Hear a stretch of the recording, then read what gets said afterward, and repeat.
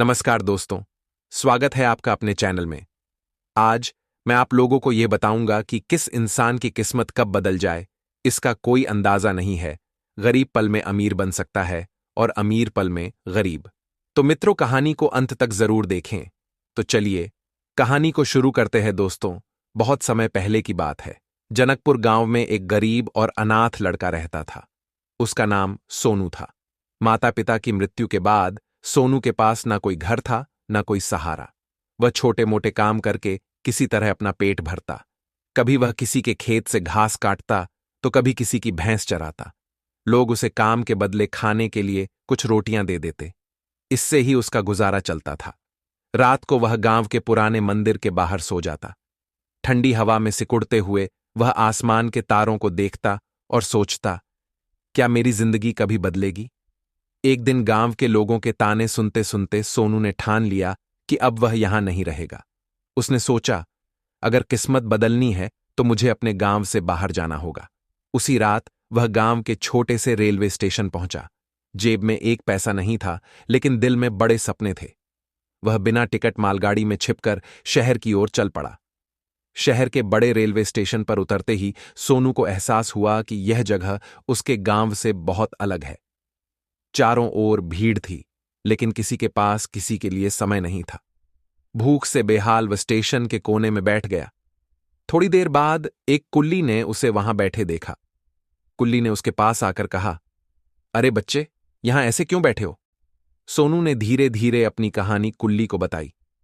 कुल्ली ने उसे सहानुभूति भरी नजरों से देखा और कहा, बेटा, इस शहर में कोई तुम्हें मुफ्त में कुछ नहीं देगा। अगर जीना है तो मेहनत करनी होगी। दुनिया में मेहनत करने वालों की ही कद्र होती है। सोनू ने धीरे से पूछा, लेकिन मैं क्या कर सकता हूं? मेरे पास ना पैसा है ना कोई काम।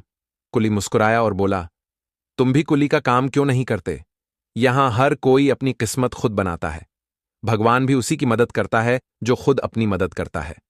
कुली की बात मानकर अगले दिन से सोनू ने कुली का काम शुरू कर दिया। वह यात्रियों का सामान ढोता और बदले में पैसे कमाने लगा। दिन भर काम करने के बाद वह रात को स्टेशन के एक कोने में सो जाता।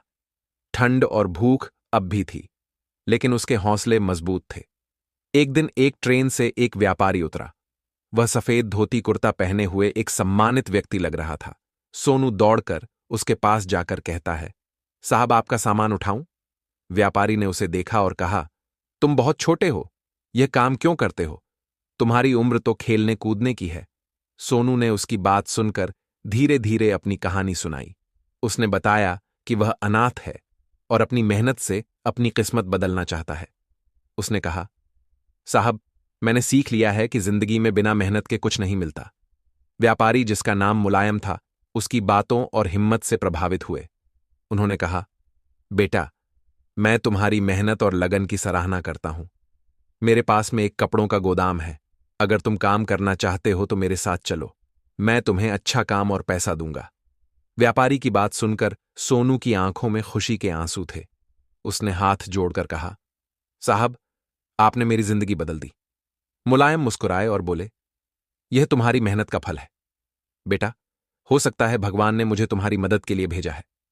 सोनू व्यापारी के साथ अब गोदाम में काम करने लगा। वह कपड़ों की पैकिंग करता, ग्राहकों से डील करता और हर काम ईमानदारी से करता। उसकी मेहनत और लगन देखकर मुलायम बहुत खुश हुए। कुछ सालों में सोनू ने गोदान के हर काम में महारत हासिल कर ली। अब उसकी उम्र 25 साल की हो चुकी थी। उधर मुलायम 60 साल के हो गए थे।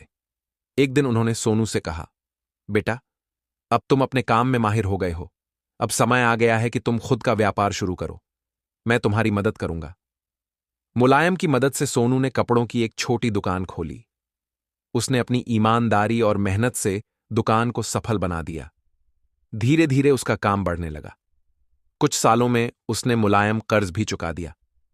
आज सोनू एक सफल व्यापारी है। उसने अपने संघर्ष के दिनों को कभी नहीं भुलाया। वह अब जरूरतमंद बच्चों की मदद करता है और उन्हें सिखाता है कि मेहनत और लगन से किस्मत बदली जा सकती है।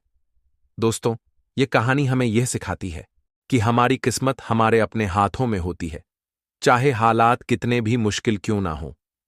अगर हम मेहनत और ईमानदारी से अपने लक्ष्य की ओर बढ़े तो सफलता जरूर मिलती है। किस्मत बदलने के लिए भाग्य पर निर्भर रहना पर्याप्त नहीं है। भगवान भी उसी की मदद करता है जो खुद अपनी मदद करता है। सोनू ने अपने जीवन के संघर्षों को न सिर्फ स्वीकार किया, बल्कि उनसे लड़ते हुए अपनी एक नई राह बनाई। दोस्तों, ये कहानी हमें यह भी समझाती है कि हर छोटे काम की इज्जत करनी चाहिए। हर बड़ी शुरुआत छोटे कदमों से होती है। ईमानदारी और लगन से किए गए काम का फल हमेशा अच्छा होता है। साथ ही सबसे महत्वपूर्ण बात, जब आपके जीवन में कोई सहारा ना हो, तब भी अपने हौसले को टूटने न दीजिए। यही हौसला आपकी सबसे बड़ी ताकत बनता है। याद रखिए, आपकी मेहनत आपकी तकदीर का सबसे बड़ा हथियार है। दोस्तों, अगर यह कहानी आपको प्रेरणा देती है तो इसे लाइक और शेयर करना ना भूलें। साथ ही अपनी राय हमें कमेंट्स में जरूर बताएं। जय श्री कृष्णा। धन्यवाद।